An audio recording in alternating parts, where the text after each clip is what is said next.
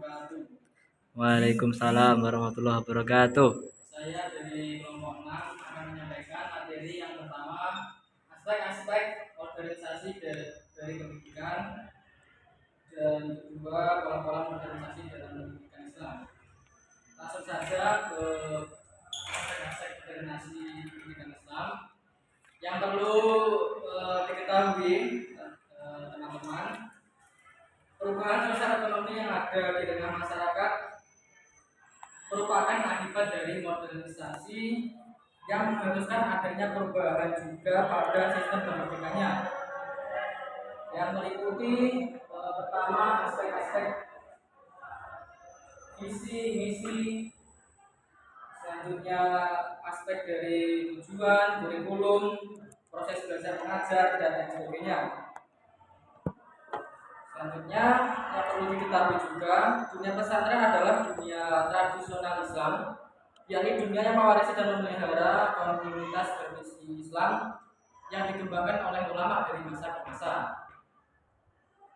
Berbagai perkembangan tersebut direspon oleh kalangan dunia pesantren dengan cara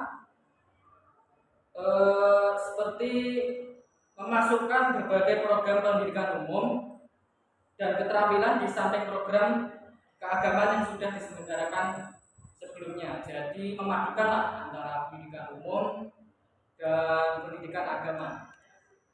Di samping itu, pendidikan Islam juga mengharuskan manusia yang memiliki ciri-ciri yang pertama, terbuka dan bersedia menerima hal baru dan inovasi dan perubahan. Yang kedua, berorientasi demokrasi yang mampu berpendapat yang tidak selalu sama dengan pendapat orang lain. Yang ketiga, menghargai waktu. Yang keempat, selalu terlibat dalam perencanaan perorganisasian. Yang keenam, memiliki keyakinan yang dapat diperhitungkan. Dan selanjutnya, menghargai pendapat orang lain, rasional dan percaya pada kemampuan iptek. Dan yang terakhir, menjunjung tinggi keadilan berdasarkan prestasi dan efisien. Berbagai aspek yang terdapat di dunia pesantren yang meliputi aspek, visi, dan lain sebagainya tadi perlu adanya evaluasi. Dan salah satu yang kami bahas ini terobosan dari Muhammad Al-Fasad mengenai sistem modernisasi pendidikan Islam. Yang pertama, sistem sentralistik.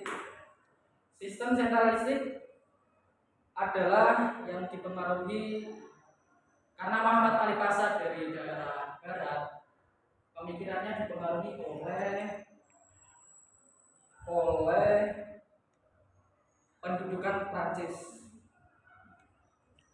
Yang dimaksud sentralistik adalah memusatkan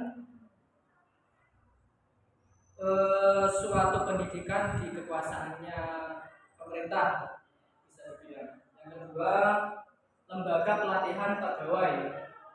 Yang dimaksud di sini menurut Al-Fasad adalah membuat lembaga pendidikan yang difokuskan untuk melatih profesionalitas pegawai. Jadi pada lembaga pelatihan ini yang dimaksud adalah perguruan tingginya. Perguruan tingginya itu lebih menekankan untuk fokus pada melatih profesionalitas pegawai. Dan selanjutnya untuk Al-Fasad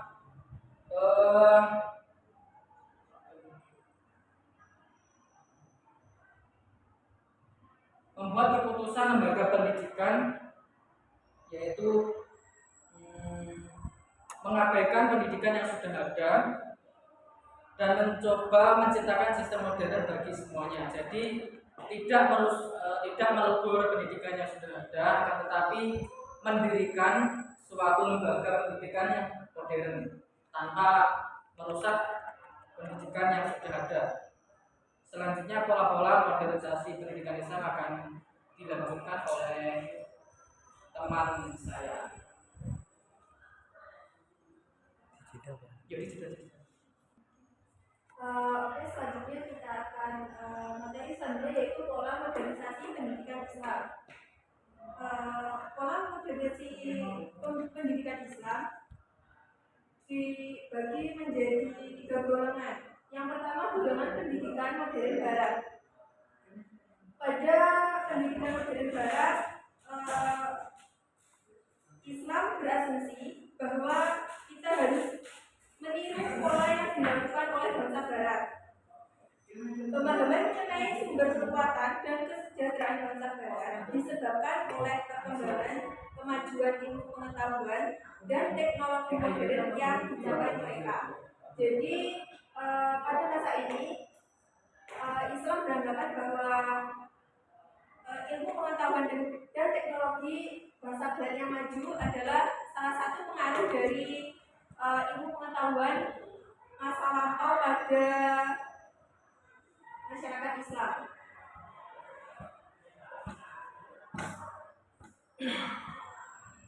Dan mereka beranggapan bahwa usaha pembaharuan pendidikan Islam adalah dengan jalan mendirikan lembaga pendidikan Islam dengan pola pendidikan Barat agar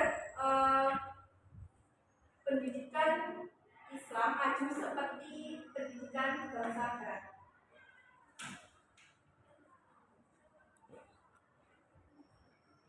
Selanjutnya yang kedua, golongan yang berorientasi pada sumber ajaran Islam murni.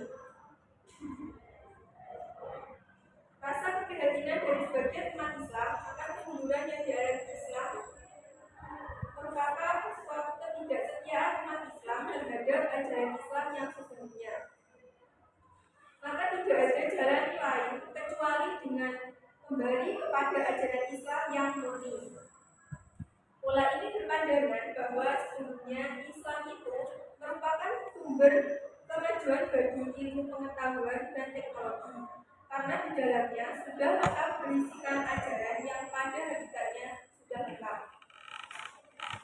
Kelompok inilah yang kemudian disebut sebagai kelompok tradisionalis. Kelompok yang lebih banyak melihat kejayaan pada masa lalu, sehingga dalam prosesnya senantiasa mengajak untuk kembali kepada Al-Quran dan Hadis, karena hal tersebut bisa memajukan umatnya tanpa harus berkiblat ke barat. Jadi pada golongan ini lebih berorientasi pada masa-masa lampau di saat kejayaan Islam. Selanjutnya yang ketiga yaitu pola modernisasi pendidikan Islam yang berorientasi pada nasionalisme. Itu pembaruan juga sesuai dengan ajaran agama Islam, di mana para pemikir Islam berkeyakinan bahwa pada hakikatnya ajaran Islam itu sesuai untuk segala zaman dan keadaan. Umat Islam melihat banyak agama maupun bangsa yang berbeda harus hidup dalam satu negara maupun bertetangga. Maka hal ini yang mendorong rasa nasionalisme di dalam dunia Islam. Dari ide nasionalisme inilah yang pada perkembangan berikutnya mendorong timbulnya usaha-usaha untuk merebut kemerdekaan dan mendirikan pemerintahan sendiri di kalangan bangsa umat Islam. Pada masa ini pembaruan berorientasi pada nasionalisme bersama dengan berkembangnya bangsa yang modern dengan meniru bangsa Barat yang sudah mencapai kemajuan dengan adanya semangat nasionalisme mereka. Kesadaran nasional dan cinta pada tanah air inilah yang menjadikan bangsa Barat maju dalam berbagai bidang, terutama dukungan terhadap kekuatan politik mereka.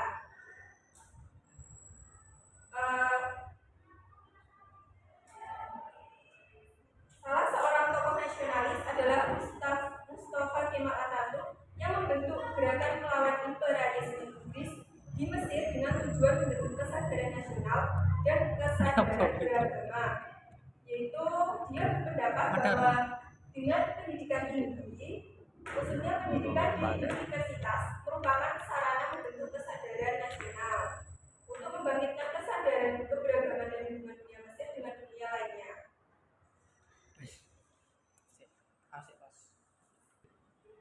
Mungkin itu yang bisa kami sampaikan. Apabila ada pertanyaan kami persilahkan untuk mengirim pertanyaan ke grup WA. Sekian dari kami. Apabila dari awal ada kurangnya kami mohon maaf. Wassalamualaikum